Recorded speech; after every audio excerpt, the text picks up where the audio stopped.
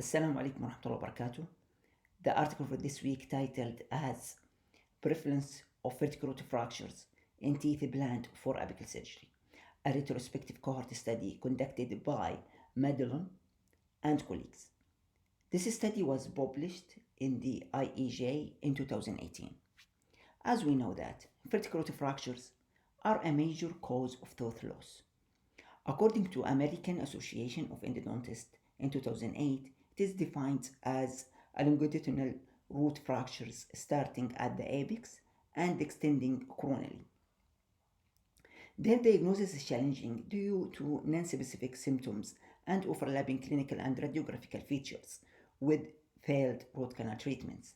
Vertical root fractures are strongly associated with canal bursts, especially types like threaded or cast bursts, which put excessive stress on dentine walls leading to vertical root fracture. So, the study aimed to evaluate retrospectively the prevalence of vertical root fractures in a cohort of patients during apical surgery and the factors possibly associated with vertical root fracture. Let's moving to the materials and methods used in this study. This was a retrospective study involving 944 root-filled teeth from 768 patients aged between 22 and 68. These patients were referred for apical surgery at the dental clinics of the University of Milan over 6 years. For the inclusion criteria, teeth with complete root canal therapy and planned for apical surgery were included in this study. For the exclusion criteria, teeth with insufficient records or incomplete root canal treatment were excluded from this study. Each patient underwent a thorough examination for signs including sinus tracts, probing defects, pain induced by percussion, and spontaneous pain. Pre-apical radiographs were used to screen for vertical root fractures and check for bursts in the root canals. We also divided the overall sample into two groups, one with bursts, which included 377 teeth, and other without bursts, consisting of 567 teeth. When vertical root fracture were suspected, the teeth were examined during surgery with methylene blue dye and surgical microscope. Let's move to the results.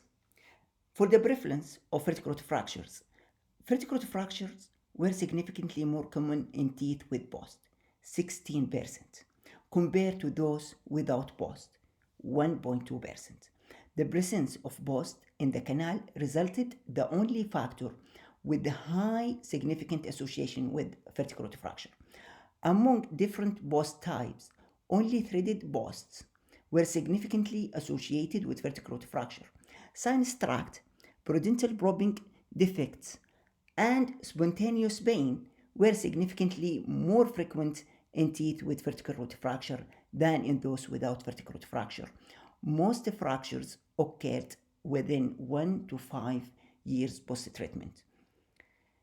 Molars and premolars were more commonly affected than anterior teeth, but no significant difference in vertical root fracture risk were noted based on the tooth type.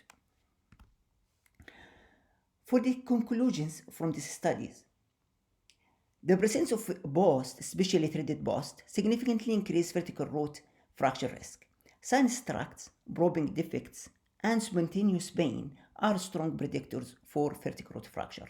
Endodontists should consider these risks when planning restorative procedures and apical surgeries. Thank you.